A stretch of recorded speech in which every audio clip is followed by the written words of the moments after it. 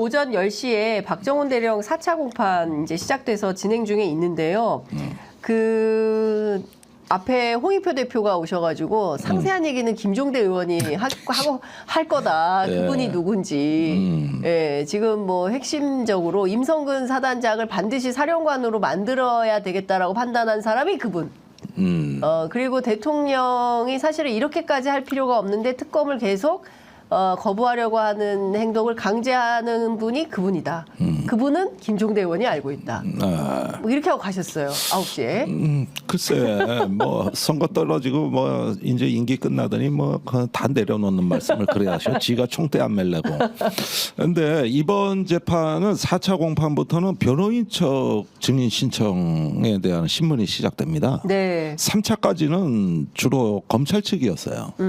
그런데 이제 4차부터는 분위기가 바뀐단 말이죠. 네. 근데 지금 그 분위기로 봤을 때 내가 우선 결론부터 확실히 말씀드리고 시작할 거는 네.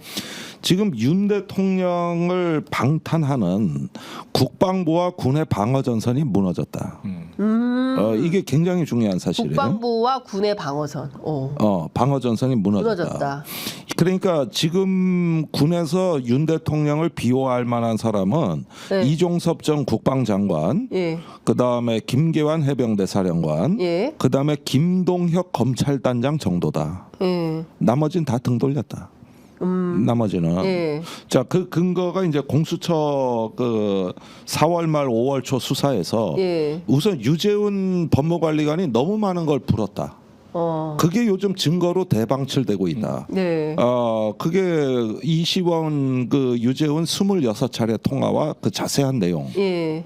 그런데 26차례 통화가 3번에 집중적으로 이루어졌는데 한 번은 경북경찰청에서 사건 기록 회수하는 날. 이게 첫 번째죠. 네. 그 다음이 8월 9일 날. 이때가 해병대 수사단의 수사 내용을 박탈하고 국방부 조사본부에서 재검토 회의를 하던 첫 회의가 열린 네. 날. 그 다음에 8월 17일이 조사본부 2차 회의하는 날. 이때 다수의 통화가 발견이 됐어요. 네. 딱딱 맞아. 이게 날짜가. 다 나왔어. 네. 다 나왔어. 그리고 네. 나는 뭐 유튜브에 나와가지고 내가 수십 차례 통화했다고 알려져 있다. 이랬더니 이제 그 뒤에 특종 나오잖아. 예. 알고. 예. 그 다음에 김계환 사령관이 대통령을 더 이상 지키지 못한다. 못하고 안 한다. 김계환 사령관이 그러니까 대통령 못하는 거예요. 편은 드는데 그래서 묵비권을 행사했다. 그러니까. 내가 전에 그 얘기를 했는데 예. 이제 저기 막다른 골목에 처해가지고 지키지 못한다. 그러면 정종범 부사령관하고 네.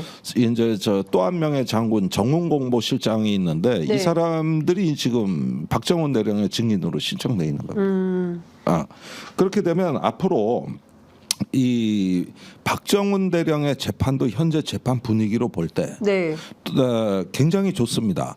그 박정훈 대령 측 변호인하고 얘기를 해보면은 지금 군사 재판 분위기가 굉장히 좋다. 그리고 이제 변호인 측 증인들이 나온다. 네. 그리고 이종섭 전 호주 대사도 증인 신청을 했다. 근데 지금 여기 증인으로 채택됐단 말은 아직 안 들어와요. 네. 오늘은 유재훈 법무관리관, 여재원 법무관리관 나온다. 그다음에 정종범 그 부사령관. 그러면 그 공수처에서 수사한 내용이 이 재판에 영향을 준다고 봐야 돼요. 상당한 내용이 오발에 네. 걸치는 부분이 있거든요. 예. 그러니까 이 재판도 이제부터는 상당히 저 진실이 드러나는데 저 일종의 어떤 네. 기폭제 역할을 한다고 저는 봐요. 예. 방어 전선이 무너지고 있다. 그러니까 오늘 지금 저희가 박대령 재판 앞에 저희가 취재를 갔는데요. 현장 취재 장면이 아마 잠시 후에 PIP로 흘려질 것 같고요. 저희가 현장도 가고 스튜디오에서 인터뷰도 하고 다양하게. 이제 거의 방송국 규모로 커지고 있어요. 네, 취재 지금 편집점이. 보시면 지금 그 앞선 재판에 앞두고 그 지금 임태훈 카메라가 지금 임태훈 소장 위주로 잡으니까 박정훈 대령이 잘렸어요. 근데 옆에 지금, 있나요? 예, 박대령 옆에 있고, 예, 그리고 임태훈 소장이 발언하는 장면 여러분들 함께 보고 계십니다. 사실상 지금 이 재판 굉장히 중요한 여러 가지 이유가 있는데요. 경우에 따라서 이게 정권의 명운을 결정할 수 있는 중요한 사건이 될 수 있기 때문에 그런 것 같습니다. 김정민 변호사가 오늘 이런 얘기를 했습니다. 최근 언론 보도를 통해서 대통령실의 만행이 만천하에 공개가 되고 있다. 이 사건은 박정훈 대령의 항명 사건이 아니라 대통령 윤석열의 항명 사건이다. 엄중한 국민의 명령을 위반한 것이고 최근 대통령실은 모든 책임을 공직기강 비서관 이시원에게 뒤집어 씌우고 사건을 꼬리 자르기 하고 있다. 이런 비판을 했습니다. 4가지 요구를 했는데요. 군사재판에서 모든 의혹을 규명하기 위해서 공소 취소 반대한다. 그리고 검찰단장, 군 검사는 즉시 보직 해임을 해야 된다 등의 요구를 했습니다. 세게 나오네요. 그 대목을 좀 설명을 드리면 네. 지금 유재은 법무관리관의 진술 지금 언론에 안 나온 내용이 대부분인데 네. 이 부분을 제가 취재한 바에 의하면 네. 법무관리관 내부에서 그 육사 출신 그 사법고시를 네. 패스한 이모 중령이 있었던 걸로 보여집니다. 여기가 육사 54기 정도 네. 되는 거죠. 학번으로 얘기하면 구사학번이에요. 근데 여기하고 국방부 검찰단장이 육사 출신 사법고시 패스한 인물 김동혁입니다. 네. 근데 기수 차이가 얼마 안 나요. 그래서 유재은 법무관리관한테 박정훈 대령에 대한 처리 방침을 전부 작성해서 보고한 사람이 그 이모 중령인데 현재 이 사람이 법무관리관에서 없어졌어요. 야전으로 빼버렸더라고. 아, 그래요? 예. 그래서 여기가 일단은 저기 그 처리 방침을 써서 올렸는데 검찰단하고 이미 협력이 돼 있는 것 같더라. 그리고 이시원 공직기강 비서관한테서 네. 계속 전화가 왔다. 예. 요거는 팩트입니다. 진술에 나온 거의 팩트로 보여지고 그다음에 이제 박정훈 대령 측에서 변호인들은 그 신범철 차관을 주목하는 것 같다. 거기서 그 신범철 차관이 처음에 해병대 사령관이 박정훈 대령한테 차관의 메시지라고 한 문자 메시지를 보여줬단 말이에요. 네. 그 문자 메시지에 해병대는 왜 이렇게 말을 안 듣느냐 네, 네, 네. 이렇게 돼 있거든요. 예. 그런데 훗날 요 메시지에 대한 진실 공방이 벌어졌는데 차관이 작성한 게 아니다. 차관은 이런 문자 메시지를 보낸 적이 없다. 네. 이렇게 해가지고 그 사건이 묻힌 적이 있어요. 그런데 이거는 차관이 전달자고 작성자는 다른 사람으로 보고 있는데 그게 탑일 가능성이 있다는 거죠. 그게 탑이다? 그 작성자가 누군데요? 우리나라 맨 꼭대기에 있는 말을 못하네. 거기까지만. 뭐, 예, 거기까지만. 이거 네. 더 이상 자세한 하시면 내용은 내가 다음 시간에. 자세한. 네. 야. 제가 봐도 이 최상병 사망 사건의 수사 과정에서 벌어진 일은 네.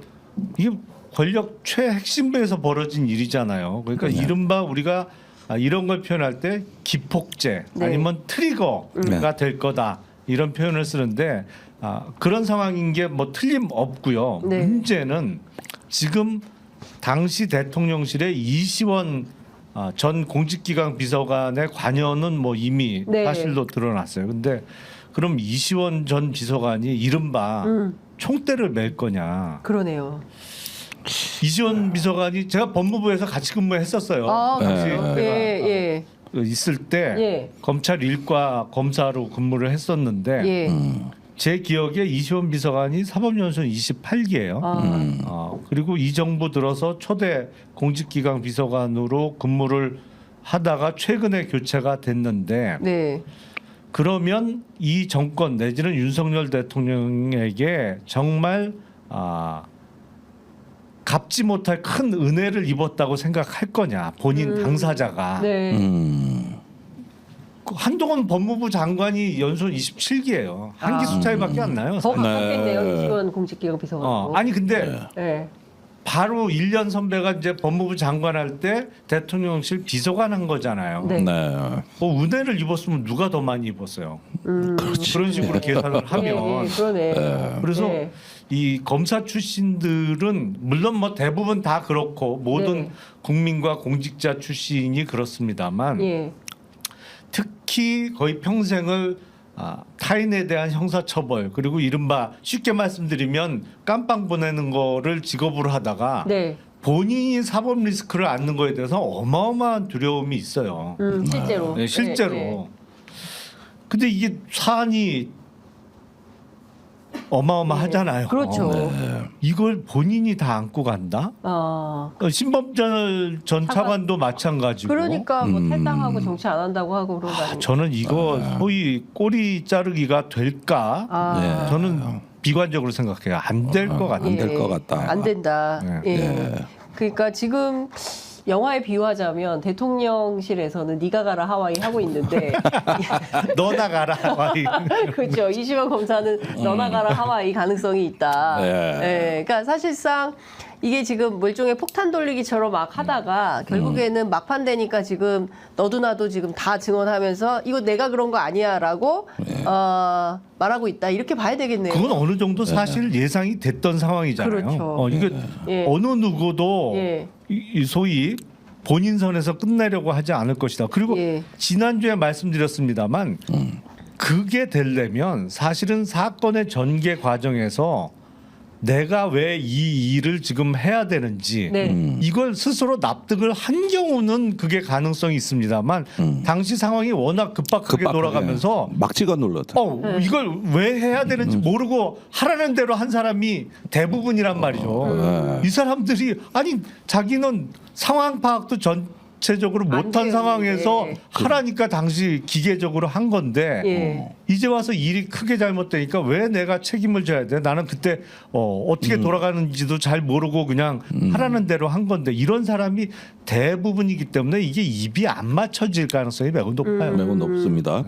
자, 그런데 네. 내 굉장히 걱정하는 대목이 하나 있거든요. 어떤 거예요?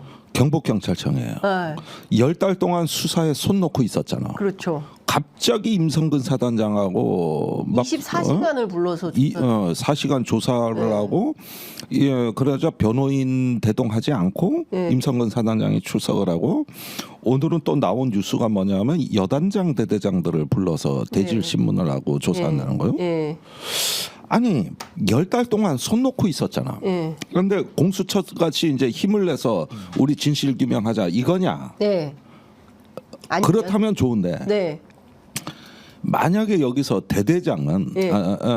저기 뭐냐 그 사단장의 뜻을 과대 해석해서 무리하게 작전을 한 것이다. 예. 이런 쪽으로 만약에 그 방향이 세팅이 되면 예. 임성근은 저 혐의 없음이 되거든요. 근데 그러면은 지금까지 그 박정원 대령이나 공수처 쪽에서 네. 아니, 죄 없는 사단장 괴롭힌 건 맞잖아. 여태까지 이렇게 들이댈 카드 하나를 용산이 쥐게 되는 거거든요.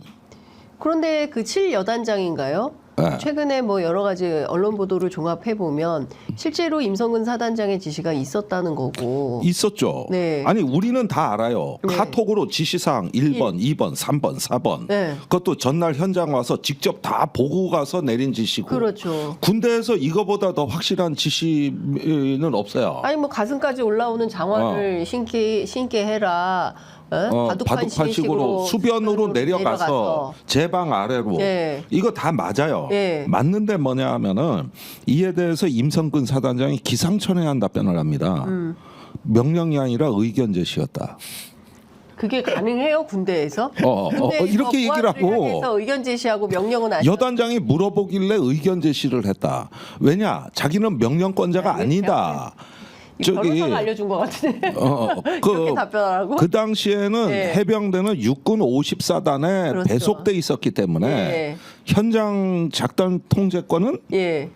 54단장이다. 예. 그래서 나는 그런 게 없는데 그런데 부하가 얘기를 하면 그럼 여단장이 얘기를 하는데 사단장이 의견 제시도 못하냐 이 얘기예요. 네. 그러니까 54단에 가서 물어봐라 이 얘기인데 예.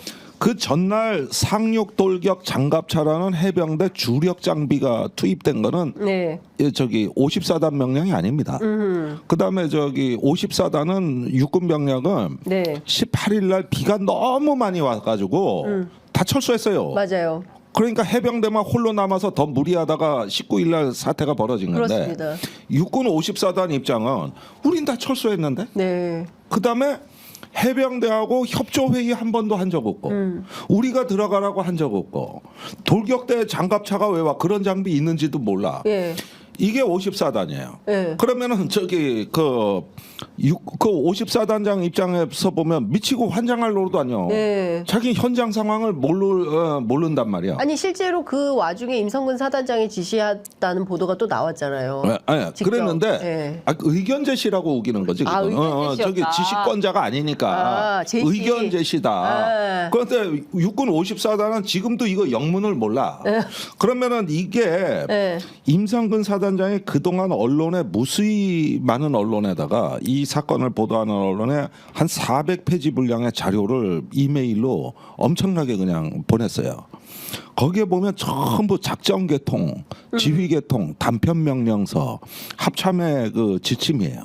이거 사실 군사 기밀입니다. 어머. 이걸 막 뿌려서. 어머나. 그런데 여기에서 실제로 그때 대민 지원하는 작전은 향토 사단인 54단이 작전 통제한다고 실제 나와 있거든. 네. 그러니까 법적으로는 임성근 얘기가 맞는 거예요. 법적으로는. 야, 근데 직권남용을 워낙 좁게 그러니까 해석하기 때문에. 조사본부는 예. 최초에 이 사건을 이첩받았을 때 네. 저기 뭐냐 임성근 죄를 저 과실치사에다가 더 얹는 거예요. 저기 직권남용을 더 얹은 게 예.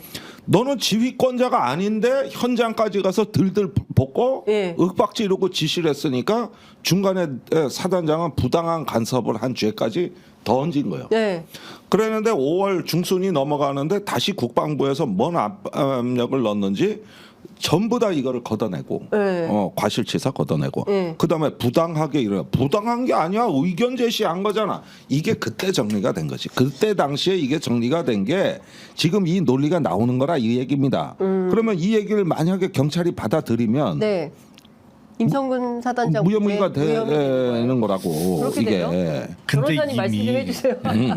이미 네. 그게 소리 소문도 없이 사건 수사가 진행되면 소위 좀 속된 표현으로 말아먹는다고 우리가 얘기를 하잖아요. 그러니까 아무도 신경을 안 쓰고 예. 조용하게 그런 사건이 있는지도 대부분 모르는 상태면 그럴 수도 있겠죠. 하지만 이거는 온 국민의 관심사항이 이미 돼 버렸어요. 네. 그리고 지금 친절하게 설명을 잘 해주셨잖아요. 네. 54단은 그 전날 이미 철수를 했어요. 네.